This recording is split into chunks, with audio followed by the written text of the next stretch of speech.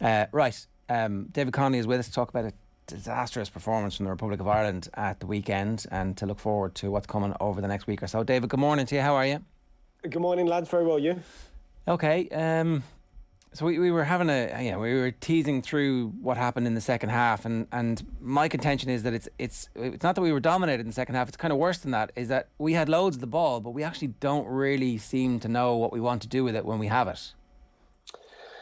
Yeah, I mean, I thought it was a hard watch, really, and I'm really sure that Stephen will look back on a lot of what he done in this game. You know, in terms of the starting team, you know, I think he could have done things a little bit differently. I said this I did a podcast last week, and you know, the starting team, I wouldn't have, you know, I would have done something different on this. You got to remember as well, Ger, that these Nation League games, I know that you play for something, but they do in effect replace friendlies, right?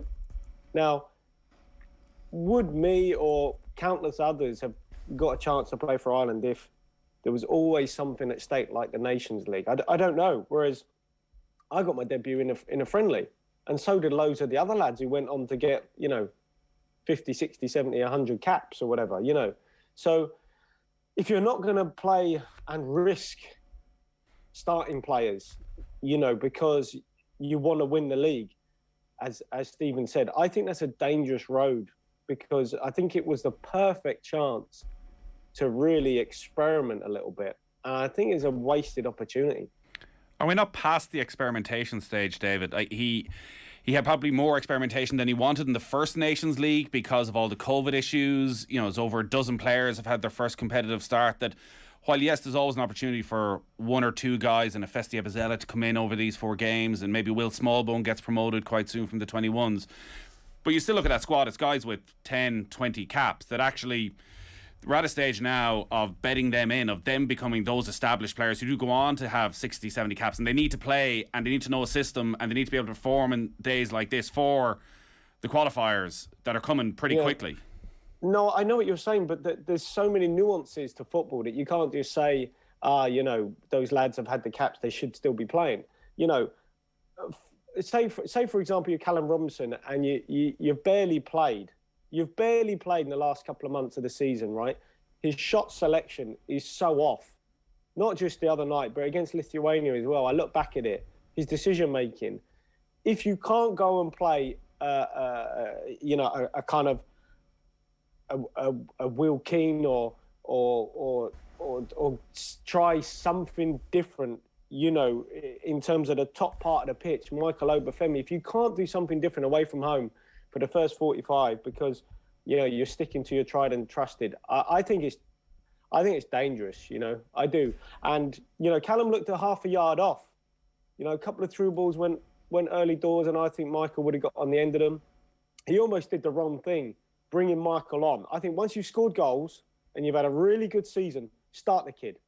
Start him from the off, and then at least you've pacified and you've gone, right, boom, I've given you your chance.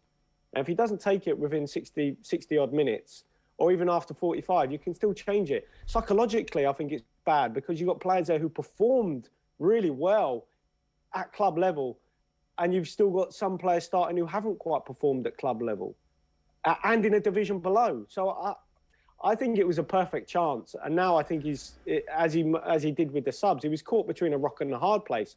He brought Michael on, who probably hasn't been used to coming on as a sub for the last 2 months. He's been starting games of football for Swansea, you know, and then he's coming short. There's a few things I think I would have done a little bit differently, and not just the front part of the pitch. Go on, talk us through those, because I actually thought Troy Parrott maybe would have been better off the bench. But anyway, go on. Yeah, there's a few like that. I think, you know, he didn't really know. They said they were surprised how Armenia were going to play. So you could have had an old-style target man. I mean, I was looking, it was 20 years to the day, you know, Niall Quinn flicked on for Robbie to score. You know, it could have been a Keane up there flicking on because you could then go long and go short and play through. They weren't sure how Armenia were going to play, right? But also the surprise factor of a Keane, of an Obafemi, might have just unsettled them a little bit, rather than knowing, well, he's probably going to play, you know, Callum Robinson down through the middle. You know, they would have watched all the videos on the last few games. You know, little things like that. I thought John Egan was off.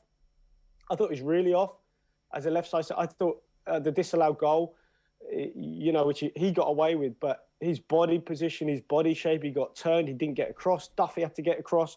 I thought they had a real off day down the flanks. So there was a few things, whether Manning would have started for his ball playing ability. You're going away from home to a team you want to dominate. I think you just get better footballers in the side, And there was a few things.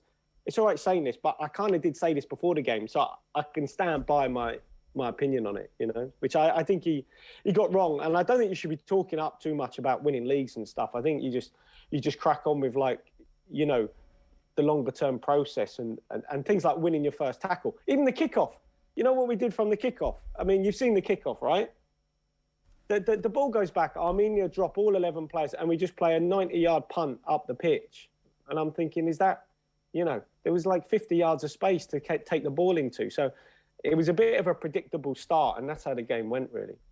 On the bigger issue of the system, David, and maybe this feeds into, changing some of the personnel as well. Like, Ireland have now settled on this three-man defence, and Stephen Kenny puts it back to the England game and how Ireland were ripped apart, and he said this wasn't going to happen again. Feels a lot more comfortable, and it maybe plays to Ireland's strengths in terms of depth, but against a team like Armenia, who, like, Ireland had 70% possession, so we talk about a change in era and style. I think the Georgia game under Martin O'Neill was 30% over in Georgia. Now we've 70%. It's a similar style result, though. Do Ireland need two formations? Is that easy to do at international level where you don't have a lot with the players? Do they need three centre halves against Armenia, against Luxembourg, against Azerbaijan?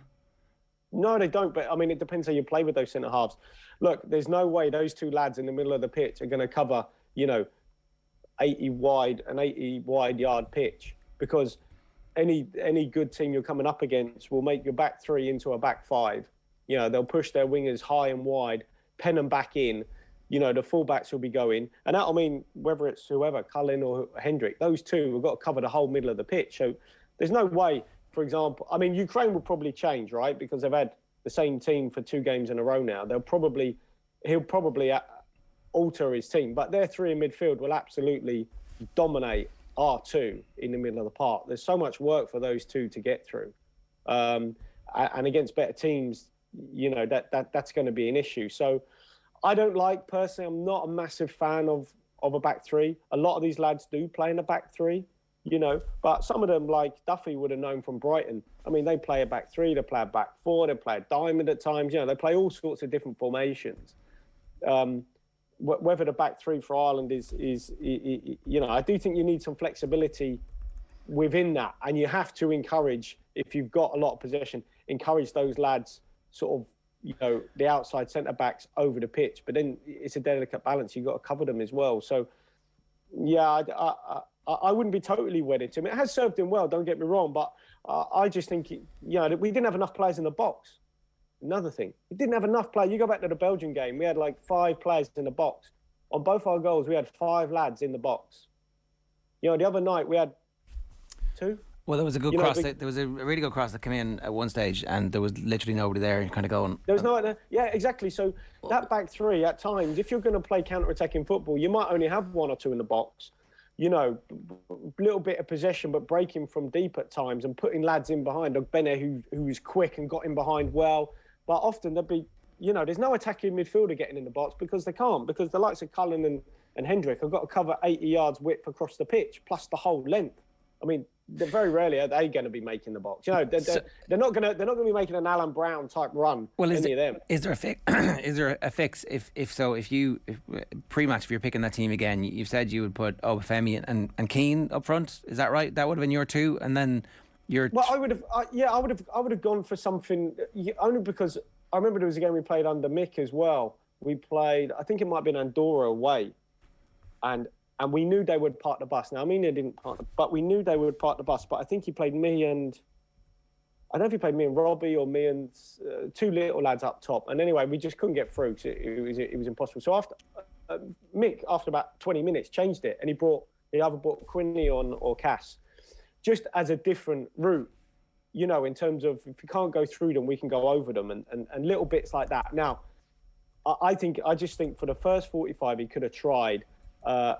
something different, an Obafemi and a Keane. I do. I don't think there would have been anything lost in that game. rather than sticking with your I think Callum needs to, and he'll be under pressure next season, Stephen, because some of these players might not be playing that regularly, and the likes of some others might be, if Michael Obafemi's banging in goals again, how can he be left out? I mean, it's he's got to be starting games. The Armenia one was perfect because now he'll probably start against Ukraine, and I think it'll be better to start him away for his first one. I think it's something Stephen Kenny has struggled with throughout his time, is how to get that balance with players' fitness and sharpness and to marry it all together. And like Callum Robinson is the perfect example of that. You think back to the Luxembourg game where Ireland were beaten. He played brilliantly against Serbia, and you think he's just going to kick on from here. They have a game 4 days later and he couldn't get a touch of the ball because he wasn't used to playing 2 matches in 4 days and was way off it. And even when you're going through players there, David, like John Egan didn't play well. But John Egan played every game this season. So is John Egan not playing well because he's fatigued actually at the end of the season? And we've other guys who haven't played any football, so they're not right at it. So I'm not in any way making an excuse for Stephen Kenny around this, but he needs to figure that out as to how you get the most dynamic players on the pitch at the one time. He needs to sort it out pretty quickly. Well, I would say this as well. If you look at say England, Gareth Southgate started James Justin, right? And James had a very difficult first half, and he took him off at half time. Now, whether he's injured or not, I don't. But the point being, there's nothing wrong with if lads are a bit off the pace, making a change early doors to go and change things. And maybe I just think in that game, you look at how Manning has played at times, like say against Lithuania. I thought he's excellent, with the ball, and I think we just needed more quality, with the ball. As I said, our shot selection was dreadful. At times we were shooting and we didn't have width when we were taking shots on from ridiculous angles. There's a few things to iron out. It's not all doom and gloom. Don't get me wrong. I'm just saying, like, there's a few things that it feels a little bit doom and gloom. It does. It felt a little bit like this is a replay of the Luxembourg game where it's a team we're supposed to be better than. We have more possession. We don't really know what to do with the ball, and we're then therefore open to fluky but brilliant long-range goal. Yeah, I can the long-range goal. Obviously, we can. Why is Michael coming short there? He's come on a sub. His first thought, you should be drilling into his ear. Your strength is in behind. You've got to stretch the game for us. Do not be coming short. He's not a link man. That's not his game. And he comes short after we've been under pressure. Cullen tries to find him to feet, when really he should be banging that over the top, and then everyone can get up the pitch. But that's just one moment. We can't look too. It's more the general game, I think it's a good point David makes as well about James Justin, who, you feel sorry for him. It's his England debut. He's a bit of a nightmare, and he's hauled off after 45. It felt they were a bit slow with the changes, and at halftime, Ireland, were creating some chances. Obafemi should have scored just before half-time. They had a lot of possession. You sort of thought Ireland are going to score early in the second half, and they'll kick on. They'll win 2-0. We'll all move on with our lives. But very quickly, it was clear within 5 minutes that wasn't going to be the case. And they waited and they waited and they waited. It felt as though it didn't need just Michael Obafemi. It needed a pretty major overhaul quite quickly at the start of that second half in terms of system, in terms of players. And it just took too long. And by that stage, Armenia had just taken control of the game. Yeah, exactly. That's in-game management. There's two types of management. There's loads of them. But, there's pre-game, you have all the analysis. And I played under some managers, who'd be brilliant at this. Pre-game, all the analysis, the video, highlighting strengths, weaknesses, how to attack teams, where their strengths lie, where they're vulnerable. Great. The other key attribute of a manager is in-game management. In-game. Right, what we planned for actually is not happening here. Like Mick McCarthy having the wherewithal to make a change. Don't get me wrong, it was a must-win game, but I think it was 25, 30 minutes. You know what? This isn't working. I can wait till half time. So he made a change, after like 25, 30 minutes. Did you get hauled off? I did get hauled off, yeah. But I don't hold anything against Mick for that, because I think it was either me or Robbie. And to be fair to Mick, at times, I think we played a round in the World Cup qualifiers, me and Robbie up top, and I stayed on and Robbie came off. But in this regard, it was obviously Robbie's, his footwork around the box. Obviously, you understand that, disappointed. But pre-game, right, this is the team that's actually in-game, 20 minutes, 25, this is not working. They are part of the bus. So there's two types of, and some managers are fantastic pre-game, doing everything with all the analysis. I think another real skill is in-game, how you affect games when things are not. This is not planning as, or I tell you what, this is going quite well. We can do something else here as well, and that's a different skill set. Some comments from our listeners. Robert Spencer says a three-man defence can be fruitful. With Chelsea, they play Cesar Azpilicueta at right centre back.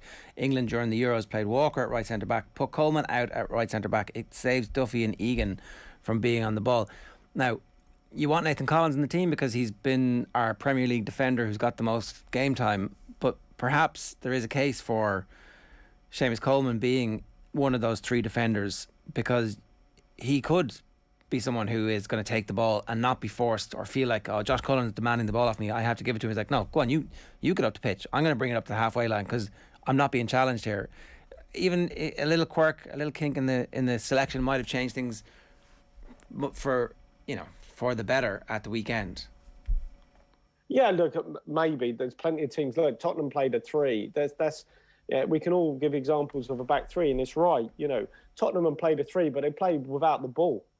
They play counter-attack. I saw them against Brentford, and they were absolutely dominated, but yet they got the ball into the front a couple of times and looked really, really dangerous, and had the pace of Son to get in behind, and the link-up of Kane, and, they've got the front part of the pitch, which is just, absolutely off the chart in terms of world-class ability. So, there's different ways of being a three, but Ireland probably aren't at that sort of level at the minute, are they? No. Danny Mack says Ireland are missing one or two regular Premier League players. Until then, we ain't going nowhere. Is this like? Look, we've never had fewer players playing in the Premier League than we had last season. And playing fewer minutes. We don't have anybody near being a superstar, and we know at international football. Look at Zinchenko. Look at Zinchenko for Ukraine, playing middle of midfield, running the show in the two games. He was unbelievably good. And we've nobody near that level right now. And that's not, we don't have the players, because I don't think we can ever give that as an excuse for Stephen Kenny, because he ruled it out right at the start has been an excuse. But you do just feel that one or two guys, Declan Rice and Jack Grealish in Ireland are qualifying quite easily. But one or two guys getting to another level would elevate the entire thing. And the question marks that are there about players not playing football, like Duffy and Hendrick should be two key men right now, and neither of them played a game of football in 4 months. Yeah. That's so. It is so. I can't tell you how important that is. It doesn't matter who you are. You can't be wedded. If you're Ireland manager, we've known this. Down the years, you can't be wedded to selecting players who are playing or in form. We know that, right? And that comes down to the other ability of Stephen, which he's been international manager now for a number of years, obviously with the 21s as well. So he would have had this in terms of selecting players who are playing, those that aren't playing, those that might be at a better club but aren't playing, those at a lower level but are playing, and how you balance that out.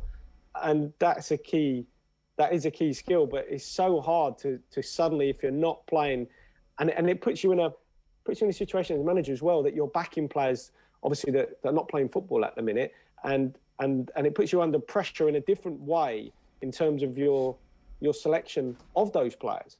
Because how long does that continue? If Travers is number one and playing in the Premier League next season, and Gavin Bazunu is in league, we don't know where, who is he going to play in goal? It's a nice luxury to have, don't get me wrong, but same with Queven. If Queven's not starting games, but Mark Travers is, what's he going to do? I mean, it's going to be very difficult, for example, to stick with somebody who's not playing football. I mean, even if he feels a superior goalkeeper, it's difficult, very difficult. Do you keep picking Duffy and Hendrick for now? Well, I think Jeff's had a tough time because his loan didn't work out, but I thought he played with the ball first half. I thought he got on it, and I thought he released lads like Obafemi and Rumson in behind really well. I think they need another player in there. They need another player, whether it's Alan Brown or I think they need a three-man midfield. I'll be sticking another one in there. See, and again, it's a relatively slight change, but if it hadn't been Parrott and it had been Brown, or if it had been Knight instead of Parrott, then the team, it feels like, would have just been better balanced, and we would have had more numbers, and there would have been a bit of cut and thrust to the ball. Ukraine will have let's say we were playing Ukraine a game ago. They'd have a three-man midfield, right? I don't know whether they will against us, because they might, a lot of those lads now might be.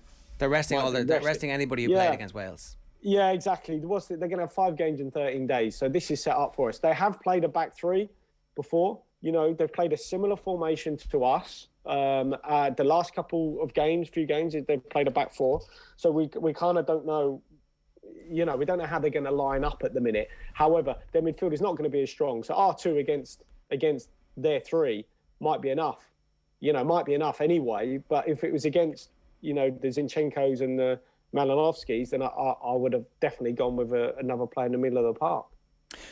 Given that Ukraine are coming off a fairly devastating defeat to Wales at the weekend, what should our expectation level be?